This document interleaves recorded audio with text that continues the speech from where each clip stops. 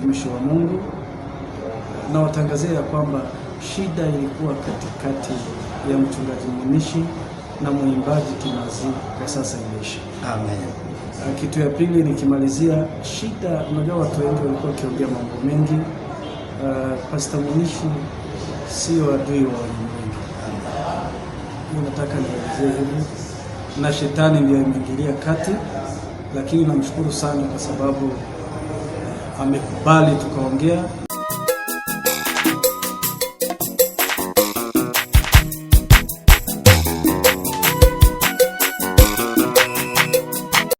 Mchungaji Faustine Munishi, kama nilivyowaambia jana ya kwamba leo tungekuwa na kikao cha maongezi kuhusu mgogoro uliojitokeza wa vijana kuimba nyimbo yangu bila idhini yangu, na Mungu amembariki sana Askofu Ishaza Moize kwamba amemtumia kutukutanisha mimi na kijana. Hapa tuko Nairobi, Kenya, na kijana yuko Australia, lakini tumekutana kwa njia ya video.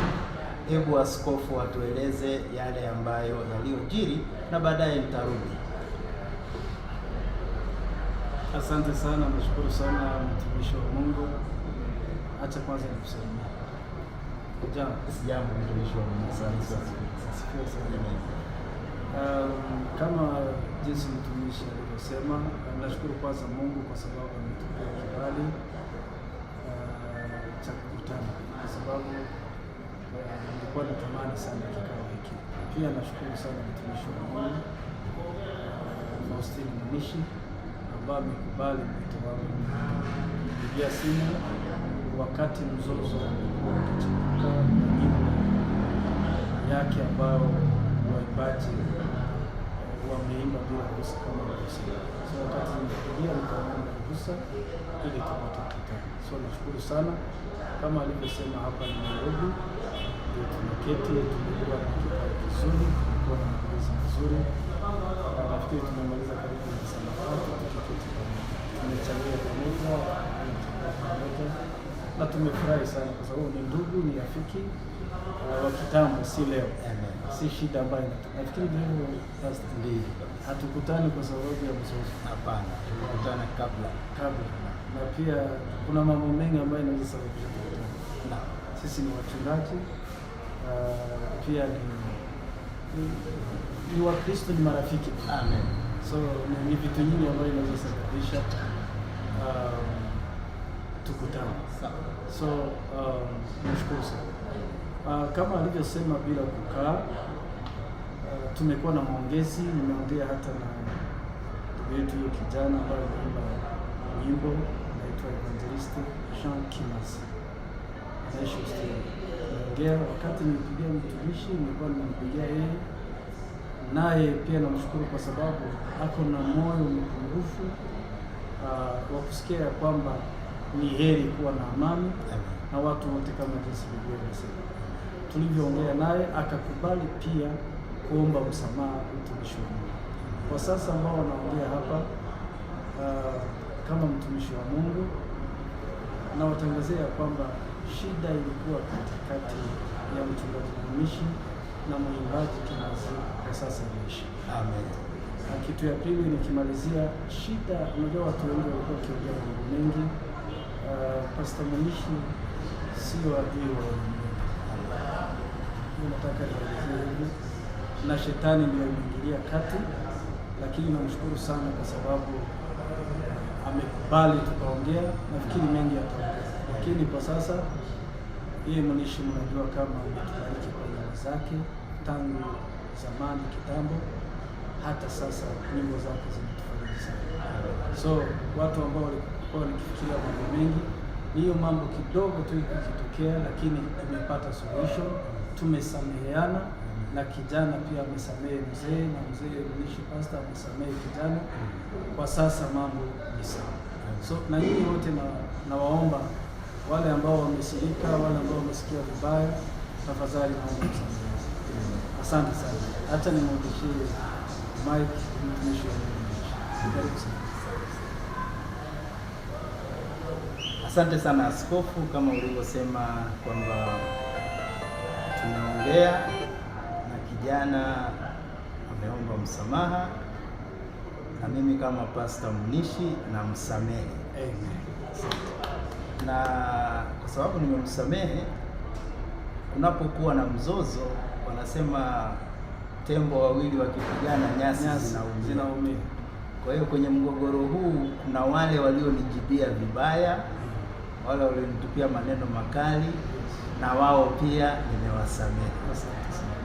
Lakini cha msingi tu wajue ya kwamba sikuwa na nia mbaya, wala sina nia mbaya na kabila la Wanyamulenge. Ni yale nimekuwa nikiambiwa, pengine nimetoa information ambayo haijaiva vizuri. Kwa hiyo yale nilikuwa nasema yanatoka moyoni mwangu. Sikuwa nasema kwa sababu nimetumwa na mtu. Hapana. Nilikuwa nasema kulingana na information niliyo nayo. Lakini mchungaji kwa masaa 3 ambayo tumekaa, askofu amenielewesha kwa uzuri na kwa undani zaidi. Kwa hiyo naomba wote waliokwazika na maneno yangu, message zangu zinazosema hawa sijui walitoka wapi wakaenda wapi, tumekuja kugundua kwamba kila mtu Afrika alitoka mahali. Kwa hiyo sio vizuri kukumbushana nani alitoka wapi, nani anatakiwa kuwa wapi. Kwa hiyo hayo yote tumemaliza. Watakaoendelea pengine wanayao, lakini mimi na kijana aliyeimba wimbo wangu tumemaliza, na tulivyoongea naye ni kwamba hata anajiandaa kuja Afrika kuoa, na tunaweza tukaimba pamoja nyimbo hiyo hiyo au nyimbo nyingine. Nadhani tumemaliza mtumishi. Asante sana. Nafikiri mchungaji, tukimaliza nini naweza kuelezea kabila la Wanyamulenge, kwa sababu kweli wanakupenda zaidi, isipokuwa shetani alikuwa anaingilia kati. Sasa ni message gani ambao unaweza kuwapea, ambayo inaweza kushusha mioyo ambayo imeumia, kwa sababu kwa sasa walikuwa wakisema kwamba Munishi amekuwa adui wa Wanyamulenge? Mimi sio adui wa Wanyamulenge, na ndio maana askofu aliponiita mimi nilikuwa na imani na yeye. Hata nimekuja hapa bila mtu mwingine wala mtu wa kunisindikiza wala kisu ya kunilinda, kwa sababu naamini Wanyamulenge ni rafiki zangu, na wao pia wasinichukue kwamba mimi ni adui yao kwa sababu ya maneno niliyosema. Nilisema yale yaliyotoka moyoni mwangu, na kama kuna mtu aliyekwazika kwa sababu ya maneno hayo, narudia tena, naomba msamaha. Kwa nini? Kwa sababu tayari kijana ameniomba msamaha, na yeye ndiyo chanzo cha mimi kuweka Wanyamulenge kwenye ulimi wangu. Lakini kijana ameomba msamaha, mimi naomba msamaha. Wanyamulenge mnisamehe, na tuendelee kuwa kama mimi. Mungu awabariki sana. Asante sana. Nashukuru mchungaji, Mungu akubariki sana. Na injili ya Mungu endelee. Amen. Kile ambacho naomba, shetani asipate nafasi. Hawezi kupata nafasi, tumemzuia na ataendelea kushinda. Amen. Mungu akubariki sana. Na watumishi wa Mungu, injili isonge mbele, na matatizo yapo ili yatatuliwe, na hayataisha. Tumetatua hii, nyingine itatokea. Na meza hii ndio watu wanatakiwa wakae watatue matatizo. Hatutatatua matatizo kwa kupigana, kwa kuongea tu. Barikiwe sana. Pia sisi ni wahubiri, sisi si wafanya siasa. Lazima tuendeleshe injili yetu, na tuombee wafanya siasa wetu ambao ni viongozi, ili Afrika yetu ikuwe na Mungu aendelee kukutumia ili pia uweze kuleta maridhiano kati ya mizozo mingi iliyoko katika dunia hii ya leo, inayosababisha watu wapigane, wauane. Wakipata mtu kama Bishop Ishaza Moize ambaye anakaa katikati kuleta upatanisho, sio kuchonganisha, dunia itakuwa mahali pazuri sana pa kuishi. Amen. Nashukuru sana. Amen. Asante.